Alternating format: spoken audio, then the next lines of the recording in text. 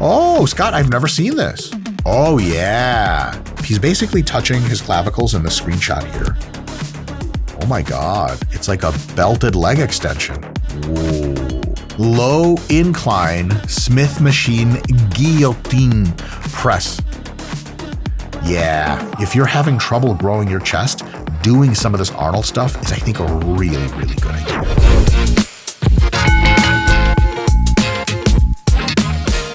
Hello, I'm Arnold. That's right, I'm your favorite. And even though I'm considerably shorter and balder and my face looks really weird, I'm still talking like me and that you know it's me. And guess what? I've got all sorts of videos you might never seen before. They're little archive footages. Now, am I going to tell you that Scott the video guy, he broke in to the Congressional Library to steal this footage? No, that would be illegal. But he did it for you and us, and now he's in jail. But good news, we still got the footage. Let's look at it. Let's talk about it. Oh, and one more thing. This is going to be a long video. It's a long video, you guys. Anyway, we're going to look at cool Arnold footage that we haven't seen before. I'm Dr. Mike. I'm a professor, something, I think. Anyway, let's get to it.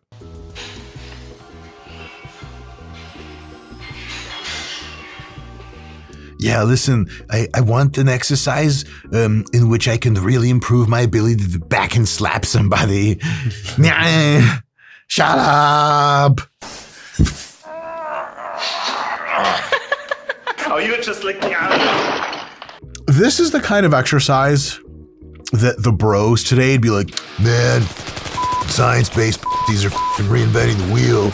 Ronnie Coleman just stared at a wall and his delts grew. It's a dope exercise. It offers what the hell's going on? Arnold's lying down. Scott, next to what looks like an old bed frame, you know? Yeah, I love the old gym equipment in this. Yeah. Like, I don't even know what that was for. All right, why is that there? It's awesome. And so what you end up having is he's lying down on a bench, something you can do yourself, and he's lengthening the deltoid substantially, but still under load, and then coming up and getting all the way to the point at the top where there is no load on the muscle and all the way back down. This is one of these rare exercises that allows you to train your side delt and your rear delt at a stretch, which means a bigger stimulus. Try it. Some people really like it, and Arnold's kind of doing a little bit ballistically. You might try to be a little bit more controlled on the way down, nice and quick on the way up, a little bit more controlled. You can try this exercise, and it's damn good. Go ahead, Dr. Mike, say something about me swinging and my lack of good technique. Wait a minute, hold on, I can't hear you. I've got 7 Olympias screaming at me saying, you're the best, Arnold. You short, stupid, bullshit, fake professor with your giant head, and what happened to your ears? Yeah, you're a freak.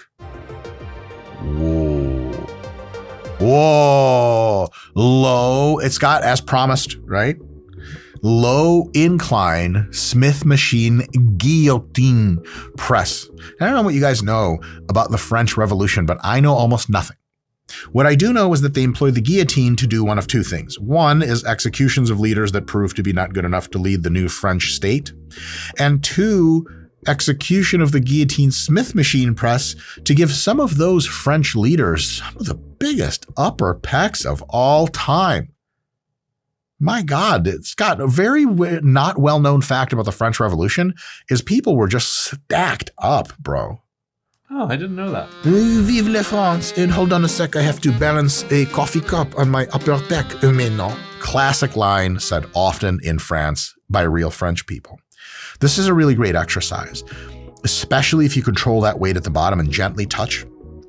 It allows a very safe range of motion that zaps the out of your upper pecs by stretching them a ton and being at a slight incline. It's also been shown that a low incline like this gives probably some of the best overall pec activity for the whole pectoralis exercise. Be careful easing into this on your own if you want to try it, because that high incline position with the high clavicles and the really flared elbows can be a little weird for the shoulders and the pecs. Start nice and light, something you can comfortably do 15 reps with. Do like 12 or 13 instead of 15. Do it for a few sets. Come back a week later, put a little bit more weight on the bar, maybe add a rep or two, and just keep going like that. Competently doing sets of 15 on this is going to get you a crap ton of hypertrophy, but light enough that it's always going to be really safe.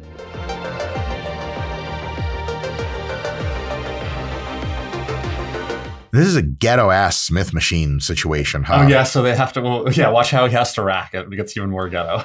Just wait.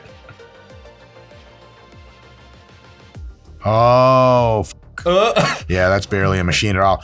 You can't lift by yourself. You need a training partner for that. Whoa, Scott, what is this? Yeah. Oh my God, it's like a belted leg extension. Weird. You have like belts on the top and belts on the bottom too. You know, Scott, some machines, they just made like shit back in the day, and I'm glad they don't make them anymore. Yeah, like what was all that like stuff stacked on top of it? Yeah, it just like the bed frame again. Dog shit engineering. Yeah. They were trying their best. Ah, yes, the classic Arnold squats. So I actually used to program these squats into my workouts when I was like 19, 20 years old, and I called them Arnold squats. It's chest super upright, knees way well over the toes, but you're only squatting kind of about 2/3 the way down, maybe halfway down. And I think the reason Arnold did that is because I think he wanted to go heavier, but he wasn't really well leveraged for squats, shorter torso, longer legs, and he was very tall. And so I think squats were pretty challenging for Arnold. And so I think he did these sometimes just to get a feel of bigger weight. I mean, this is pretty classic bro training. Is this the best way to squat? No. Is it better for Arnold to put something under his feet, to have a heeled shoe, and then squat with lighter weight all the way up and down, especially at that bottom? Yes, it would have been better, 100%. What about using belts for squats, Mike? I wouldn't know anything about that, would I, Scott? Yeah, okay, so Arnold's using a belt. Now here's the thing. That's a really good belt. It's a classic leather belt, probably a little bit thinner in the front, a little bit wider in the back, adopted from the sport of weightlifting, snatch and clean and jerk. The purpose of a belt is if your legs are so strong that you have a back, a core that is now the limiting factor on squats, it gets tired first. And the weight is so heavy that the core is kind of unstable and goes, hey, shit, I don't even want to turn on the legs maximum because they'll snap our shit up. I'm the limiting factor here. What the belt does is by wrapping around your core, it just actually increases the intra-abdominal pressure inside your core. It supports every single structure and it keeps the spine really stable. And that enhanced stability allows your body to go, you know what? Actually, I can push my legs really far on this because my lower back, my mid back is not a limiting factor. And ideally, the way this pressure is applied is through most of your lower torso, your abdominal region, not just a 3 or 4 inch belt slice, but maybe like 6 to 8 inches. And 360 degrees around. And ideally, a belt like that should also be a little bit mobile to conform to your natural movements, but still give you that massive improvement in intra-abdominal pressure and safety and enhanced neural drive. And the way I'm talking now seems like I'm talking about, well, I wish we had a belt like this. We do. The Hyper Belt from the people that brought you VersaGrips is here. It is real. Jared Feather, IFE Pro, and I designed it together while making love to each other. Think about that scene. Now stop thinking about that scene, wash your brain out with soap, and come back to the belt. The Hyper Belt is here. It is for sale. It is designed for hypertrophy training. It is the first belt ever designed for muscle growth training. That's why it's taller, it's thinner, and it's 360 degrees of support. It also doesn't have a latch system. It just has one of these pull situations where it's Velcro, so that on some sets, you need the belt really tight. On other sets, you need it not as tight. And between sets, you can loosen it to just have a really cool, conformal looking structure and just still walk around with it. So you don't have to take it off and put it on all the time through your workout. You can keep it on most of your workout. You just tighten it when you need it. The Versa Grips Hyper Belt is here. There's links, there's descriptions, there's savings, tons of savings if you buy through us than just going on the site raw. Give that some thought. All right, back to Arnold. No, shut up. Stop doing your bullshit belt stuff. Nobody cares. Look at you. You're 4'10". Scott, am I really 4'10"? Yes, you're actually telling the truth this time for once. Finally, it must be hard for you to tell the truth as a, you know what I was going to say, but I can't say it because I've got the German accent. Nein, it's Austrian, it's not German. Shut up. Whoa, you don't see Arnold barbell press too much in some of these videos. Okay, so notice his wrists are not even on screen, his elbows are, so very wide grip bench press. He's got his shoulder blades tucked, he's got an arch of retraction just like you would in powerlifting. He's touching right at his nipple line. This is a very, very good wide grip bench press. And here's the thing, I don't want to put too fine a point on this because there's so much uncertainty, but when guys back in the day were doing lots of incline barbell press, wide grip, flat barbell press, lots of heavy dumbbell flies, heavy sets of 10, 15, and lots of dips as well, guys seem to have on average better chests compared to the rest of them than they did in the kind of late 90s, early 2000s era of, if I can do it with a cable or hammer strength machine, I'll never use a barbell or a dumbbell ever again. And I don't know if there's a cause and effect there. Maybe I'm just hallucinating the whole thing, but I'm not the first person to say this. I really think there is something to good technique, very careful, moderate loads, not sets of 5, but like sets of 10, sets of 15, with incline and flat barbell pressing and classic dumbbell flies. I think that if you can get stronger on those over time, the amount of raw stimulus and stimulus to fatigue that they bring in for the pecs is pretty fucking magical. If you're having trouble growing your chest, doing some of this Arnold stuff is, I think, a really, really good idea. And notice, he's getting a full stretch every time, but it's 2/3 of the way to lockout. That allows him to get his chest real close to failure and for that range of motion to be mostly under the stretch position, which probably grows you a little bit more.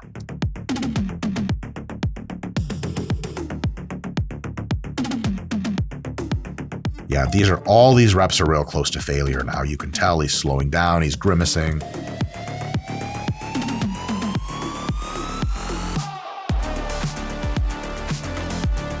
You like that inside rack bench press? That's one of the first things I noticed. Confusing. Yeah. What was I saying earlier? Huge stretch dumbbell flies. This is kind of a press fly combo, a little bit more of a press at the bottom, more a fly at the top. Let's use slightly heavier load, but get a big stretch, big stimulus. This is the kind of stuff punishing the chest with these kind of deep reps with free weights progressively overloading over time that I think is a pretty magic secret of chest training. I would highly encourage you to try if you haven't before. Get you that 70s chest. This video could be longer because actually Dr. Mikey talked about it a long time, but we've got to condense this into bullshit 20-minute clips for you because you don't have the attention span because TikTok rot your brains. But the good news is that we've got the members area and you're going to click on it and you're going to do it now to get the better videos of this. And there's also, I think, something about Jed Feather training. So, yeah, members area, click around now. All right. Yeah. So Arnold really liked to curl all the way up to the top. I think what he was saying is that it helps work on your peak. We're not so sure if that's true, but from a mind-muscle connection perspective, I think Arnold kind of invented the bicep mind-muscle connection. And I think he would say this exercise really helped him express that mind-muscle connection. There was a bit of swinging at the bottom. I'm not going to say I love that, but some really good control at the top. Very interesting that it's a close grip. Elbows are all the way in. This is similar to how Jerry does his, IFB Pro Jared Feather does his Jerry curl. Scott, do you think we could throw that up on the screen? Max. Yeah, the Jerry curl. The Jerry curl. I would never call it that because I don't name shit after myself. A really concentrated way to zap the biceps. Arnold kind of combining that with some swinging and some bro shit. It's going to be a great stimulus. Is it the least fatiguing thing in the world? No, probably not. Yeah, I mean, yeah. 22 or whatever inch arms that Arnold had is just wild. Yeah, and notice he's not swinging just for the fences. He's swinging a little bit at the bottom to get the weight going, and then it's clear that his bicep contraction is controlling both most of the ascent and the descent as well. And so this allows him to get more reps, which gets him more jacked. I would prefer in my own training, and you guys should consider just doing strict work, but just taking more rest breaks and just doing the same number of reps you would, but with a bit more rest breaks and strict reps. But this is definitely a way to get the job done. All right. Pretty ballistic upright rows. Lots of people do them this way. Is this perfect? No. Do I think it's a good idea to have more control? Yes. It reduces how much spinal fatigue, axial fatigue you get, how much systemic fatigue you get if you just mostly use your side delts and not as much of your swinging ability. But is this going to drive a lot of raw stimulus into the delts? Absolutely. 100%. He's using a weight and rep combo he wouldn't just be able to do with his upper body. His legs have to help a little bit, which milks the living shit out of the upper body, makes him use a lot more of the fast twitch motor units in his shoulders than typically. So this is going to be a raw, brutal workout. I would recommend making the technique a little bit crisper, not using as much swinging. But other than that, this is a great movement. We also have amazing range of motion here, coming really high up, all the way down. Scott, did you notice that back in Arnold's day, they really assumed you're supposed to be doing the big range of motion for almost all the stuff? Yeah, that was actually the one thing that surprised me, because I assumed it would be like the 90s all middle range hammer press stuff, where it was just like that. The 90s really ruined a lot of shit, man. And I was like, oh, actually they had it figured out before. Yeah, in the 70s they trained pretty well. In the 80s, almost everyone trained with this fundamental, really good technique, range of motion. Richie Gaspari, we had Lee Labrada, we had Lee Haney. These guys, when you look at their training footage, they all trained really, really well fundamentally. And then through the early to mid 90s, a lot of guys still did that. Kevin Levrone, phenomenal training, just basic, good, full range of motion, controlling the weight for most lifts. And then in the mid to late 90s, you got in this era for some of the folks doing lots of hammer machines, partials and stuff. A lot of these guys are so big, they could barely move through their own body through a full range of motion. It got kind of wacky there. Early 2000s, mid 2000s, kind of weird. This is a dope era. Again, a lot of swinging, but fundamentally very good stuff. Nine. Shut up. Bullshit. Arnold definitely got after it. Very beautiful women sometimes feel that they're admired for the wrong reason. Does that happen to you? If they just want me for my body, it's great. I get the same satisfaction out of it. There's no sexual relationship that I have with a woman that she gets everything out of it and I nothing. Damn. Scott, he's fucking wonderful. Exactly like you promised. He's so great. Look at my hair. I'm gorgeous. So I'm perfectly satisfied if she just wants me for my body, This is like Scott telling a man this, hey, okay.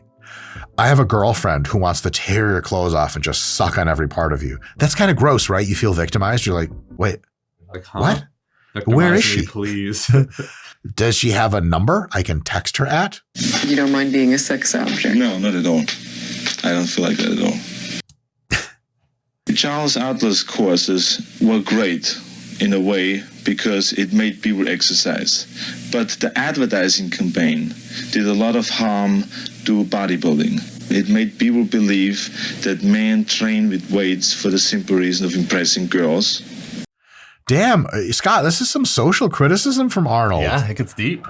Yeah, the ads were just the most man, someone bullying you at the beach saying you lack reproductive opportunities with women of appropriate age and gender. Yes, I do, sir. I'd love to be able to stand up for myself at the beach and not get sand kicked into my face. Well, yeah, see, there's this Charles Atlas protein powder and dumbbell set. And the RP Hypertrophy app has dozens of pre-made workout templates to help you build a plan faster than any other training software allows. But you can customize each plan exactly to your needs by prioritizing and deprioritizing any muscles you like to train, choosing the exact exercises you'd like to use, and customizing the volumes you employ at every single step of the process. If you're looking to bring up lagging muscle groups, look no further than the RP Hypertrophy app. Click on the link in the description of this video to get started. And you'll be having lots of intercourse in no time, even with ladies. It had pictures in there of the guy looking in the mirror and posing, which again gave it the narcissistic image, the image of bodybuilders being narcissistic. I never look in the mirror and pose constantly. I don't do this every day of my life. Are you sure about that? It also gave the image of bodybuilders train with weights only because they want to punch out people, and because guys who train with weights have an inferiority complex with their body. Don't know where he would have gotten that one from. And therefore they pick up weights. Oh, man. Yeah. Little shades of gray here, folks. A lot of people get into lifting for their own reasons. And many people get into lifting because they were bullied. No names here. Because they couldn't get the attention of girls. Also, I would have nothing to do with that. And because they wanted a sense of agency and even like literally linearly increasing their combat power. Well, that's a lot of why people train with weights. It's not the only reason, but I think what Arnold was trying to say, and a view I hold really highly, is that while many of us get into lifting for that reason, what gets us into bodybuilding per se eventually is just pure artistic endeavor. The ability to forge your own sculpture and live inside of it is like so fucking cool, you guys. That's why I do this shit. Real talk. Basically, the only reason I bodybuild at this point, or kind of ever, is to like embody my own weird psychotic vision of what I could do with my body as a sculpture. And I think that's the stuff that has nothing to do with girls, nothing to do with bullies, nothing to do with revenge or anything like that. It's just you, the artist, perfecting your craft. That's what Arnold was and always will be. One of the absolute greatest physique artists of all time. And he is goated. He gets a 10 out of 10 at every scale. Okay, fine. Yeah, you're going to say nice things about me so that maybe I see your clip on Instagram and they go, hey, shut up. Yeah, that's kind of what I was thinking. Scott, do we have anything else to say, or am I shutting up now? That's it. Guys, I'm about to shut up. You ready? 3, 2, 1. See you next time. Bonus challenge in this video, Mike, is how long you can go without doing an Arnold impression. Let's see. 0 seconds? Yeah, okay, so the video's over. I don't know what to tell you. It's over. No more. But you can click on this. Maybe not as much Arnold impression, but maybe some. See you later.